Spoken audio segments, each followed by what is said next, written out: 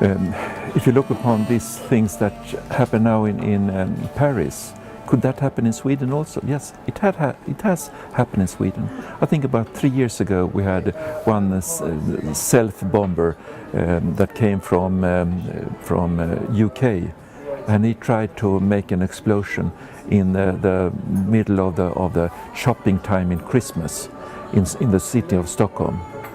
He didn't manage to get all the explosives to explode, and that saved maybe 20-30 persons' life, but it exploded enough to kill himself.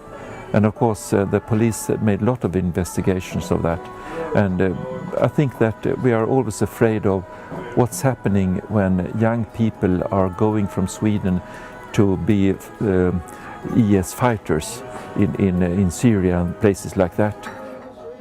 The most important thing, of course, is to get these young boys into the society. Mostly you can see that these boys that are open for this sort of activities, they have failed in their life. They have failed to be a part in the society. They have failed to find a job. They have failed in the schools. They are sort of in the frontier to getting criminals and things like that.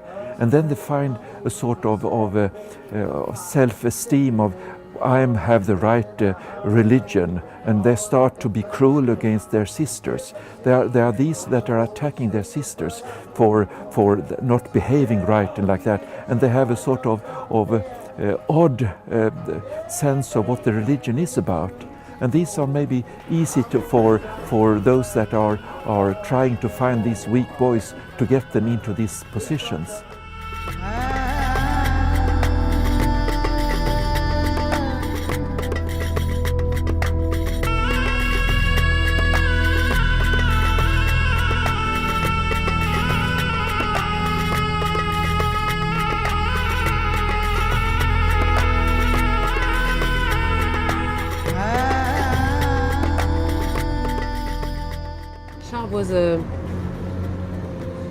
He was a very nice person.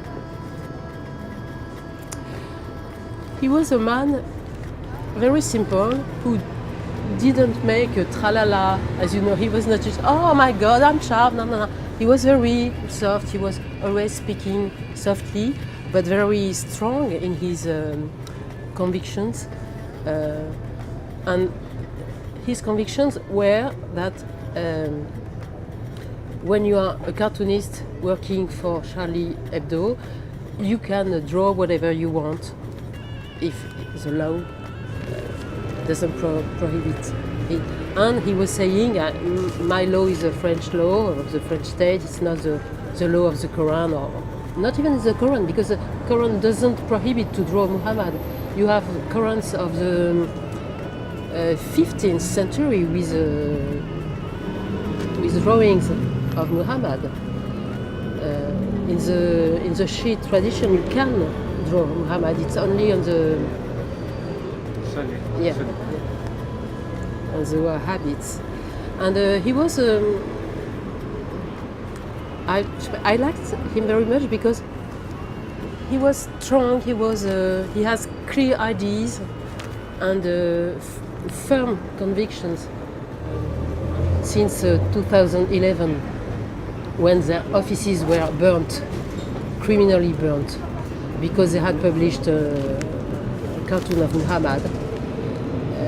Shab and another cartoonist called Luz, which is alive, he was not there, and another cartoonist called Riss, R-I-S-S, which is wounded but not dead.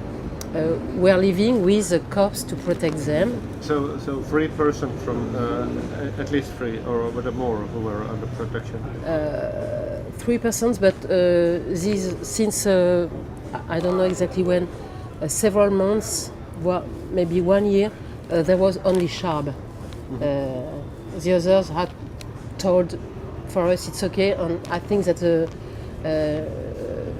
department of le ministère de l'Intérieur was okay to stop that, because they saw that there was no threat, no big threat on them.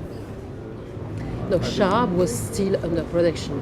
Okay. Luz and Riss were no more. Okay. And the newspaper was under protection. There was a police car behind the office, but actually I don't know why, but since a few weeks there were no more car of police just behind the door, just the front of the door.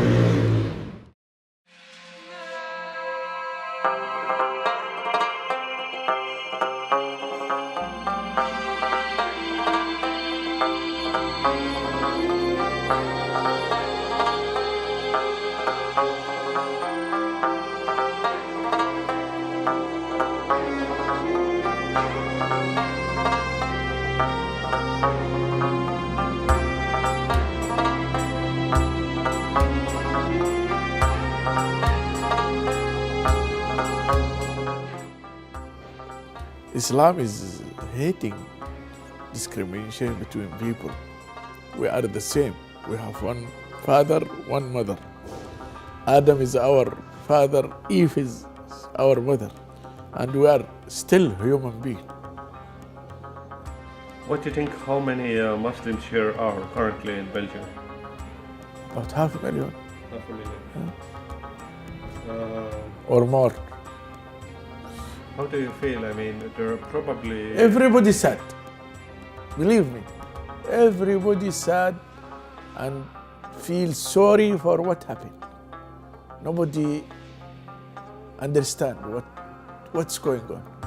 What for they're killing the people, and for in what type of reason they kill. They are journalists and they are innocent. Now we are trying to explain for the people, for the public, for everybody what is the real Islam, what is the rules of Islam, what is the objective of Islam, what is the target of Islam. What is the target of Islam?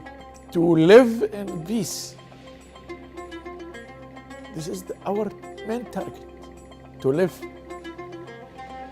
in peace.